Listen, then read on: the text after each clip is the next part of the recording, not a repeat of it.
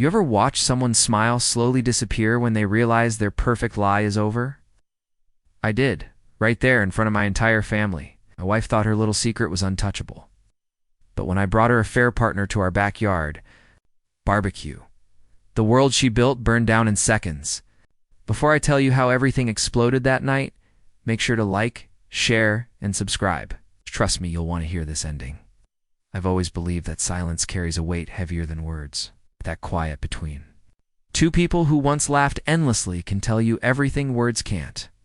For years, my home felt warm, the kind of warmth you don't question. It was laughter over burnt toast on lazy Sunday mornings, dancing in the kitchen when a random song played, the way she'd squeeze my hand when no one was looking. Alina and I had built something I thought was unshakable. I was wrong. Someone had told me months ago that I'd be standing in my own backyard, watching the woman I married unravel in front of everyone we love. I would have laughed, not out of arrogance, but because betrayal was something that always felt like it belonged to someone else's story, never mine. But life has a twisted way of handing you your own script. Sometimes it's one you never auditioned for. I remember the day before the barbecue so vividly. The air carried that sticky summer heat that clings to your skin, the kind that makes a cold drink taste like heaven. I was standing at the grill, brushing off old rust, getting everything ready for what I thought would be a celebration. We'd hosted this barbecue for 6 years straight. Family, friends, neighbors. Alina loved it. She'd spend hours picking out decorations, laughing about how my burgers always looked a little too proud of themselves. I used to love the way her eyes lit up during these moments. But lately, that light had been dimming. It started subtle. Missed calls she wouldn't explain. Late nights that came with perfect excuses but shaky voices. A smile that didn't quite reach her eyes anymore. The kind of change you can't define, but you feel it deep in your bones. I'd lie awake at night next to her, listening to her steady breathing, and wonder how something so familiar could suddenly feel like sleeping beside a stranger. I told myself I was overthinking. I held on to the version of her I married, the one who'd swear under her breath when she burned pancakes. The one who danced barefoot in the rain with me. But there's a difference between love and denial. And denial, I learned, is a quiet poison. As I lined up the chairs that day, everything looked perfect on the outside. Picture perfect, actually. But inside, my chest felt like a glass about to crack under pressure. I couldn't explain it to anyone.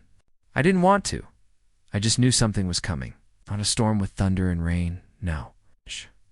A storm that would tear through everything I thought I knew. And the cruelest part? Lena smiled at me that morning like nothing was wrong. Her arms around me from behind, rested her head on my shoulder, and said, "This year's barbecue is going to be perfect." I smiled back, but in my gut, I already knew. This would be the last time we ever stood like that. They say when something breaks, it doesn't shatter all at once. It cracks slowly, silently. You don't notice the fracture the first time it happens. You just keep looking at the reflection, pretending everything's fine, till one day you realize the image staring back at you isn't the same anymore. The cracks with Alina started small, tiny, almost invisible things. She started taking her phone everywhere, even to the bathroom. I used to tease her about how she could scroll endlessly while brushing her teeth. She'd laugh it off back then, roll her eyes, throw a towel at me. But now, if I so much as glanced toward her phone, her hand would tighten around it like it was made of gold. She started working late. At first, I believed her. I always trusted her.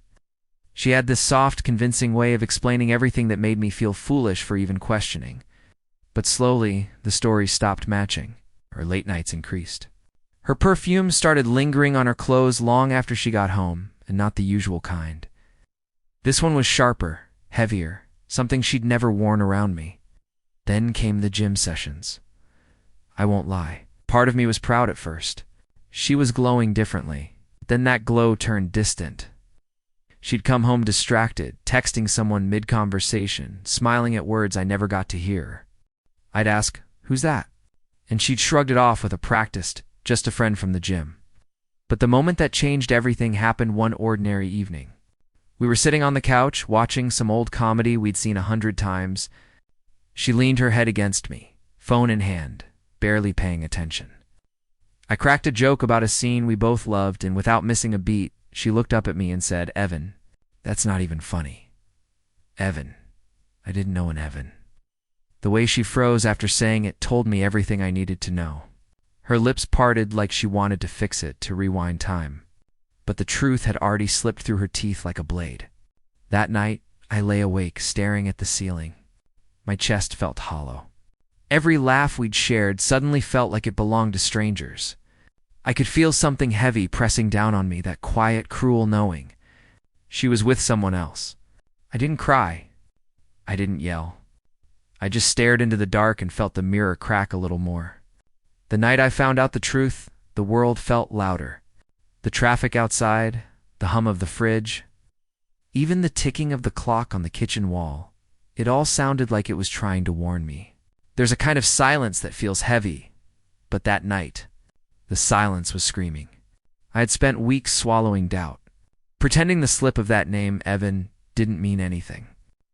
But you can only bury your gut feeling for so long before it claws its way to the surface. So one night, when she said she had a late dinner with coworkers, I decided to stop pretending. I'm not proud of what I did next, but betrayal doesn't ask for permission. It forces your hand. I had an old tablet we barely used anymore. I synced it quietly with the locator app connected to her phone. She'd once set it up for emergencies. Funny how emergencies look different when your heart's involved. At first, I told myself she'd actually be at that restaurant she mentioned. She always had an excuse lined up so well, I almost believed them. But when I opened the app and saw the blinking dot on the screen, not at a restaurant, but at a hotel downtown, my chest tightened like someone had tied a knot inside me. I sat there in the car for what felt like hours, engine off, hands gripping the steering wheel. Every memory we'd ever built played like a cruel slideshow in my head. Then I started driving. I didn't plan it. My body just moved. When I pulled up to the hotel, the night was damp. A drizzle had just started, coating everything in that cold shimmer. And then I saw her. Through the lobby window, Alina was standing there in a red dress I'd never seen before. Her hair was curled, her face lit up, not the dull, distant expression I'd been seeing for months. No, this was her laughing like she used to. Only it wasn't with me. Next to her was him, Evan. I didn't know his name then, but I knew his face. He leaned in close, whispered something in her ear, and she threw her head back, laughing like my absence didn't even matter. I didn't go inside. I couldn't. I just stood in the rain, watching my marriage burn quietly behind a pane of glass. No screams. No confrontation. Just the truth, sharp, cold, and final. Betrayal has a strange way of changing the air you breathe. The night I saw them together, something inside me went silent. Not the kind of silence that comes with sadness. No. This was different. It was sharp, controlled, like a blade cooling in water. I didn't rage. I didn't cry. I just stopped pretending. For weeks, I'd been walking through my own life like a stranger. But the moment I saw her in that lobby with him, the noise in my head finally cleared. I realized something. If she could build a lie carefully, quietly, then so could I, and mine would be the last lie she ever saw coming.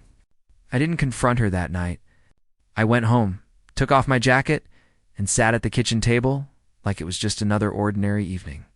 The rain still clung to me. Every corner of the house carried her perfume, her laughter, her ghost, but I was done letting her haunt me. She walked in an hour later, cheeks flushed, hair slightly messy, spinning some excuse about a long dinner. I nodded. I even smiled. And in that moment, I knew I had her exactly where I wanted her, comfortable in the web she'd spun. The barbecue was just days away. A tradition. A gathering she adored more than anything.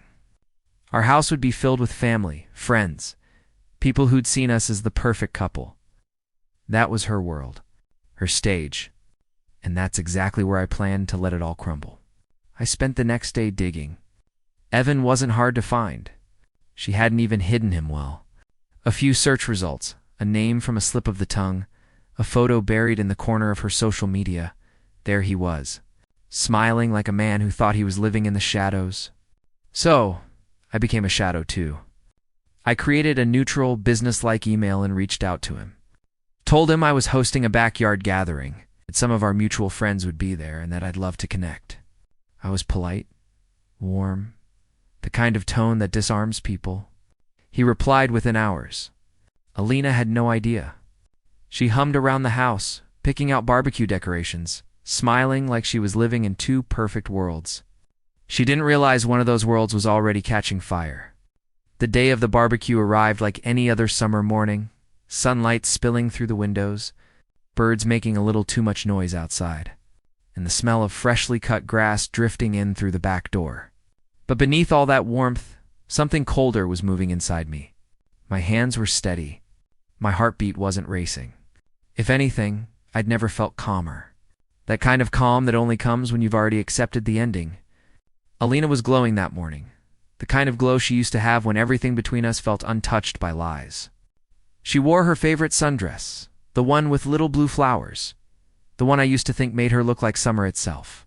She laughed as she arranged plates, scolded me for forgetting the extra napkins, and kissed me on the cheek like nothing in the world was wrong. I watched her carefully, not like a husband, but like someone memorizing the final act of a play. She had no idea the curtain was about to drop. By noon, the backyard was alive.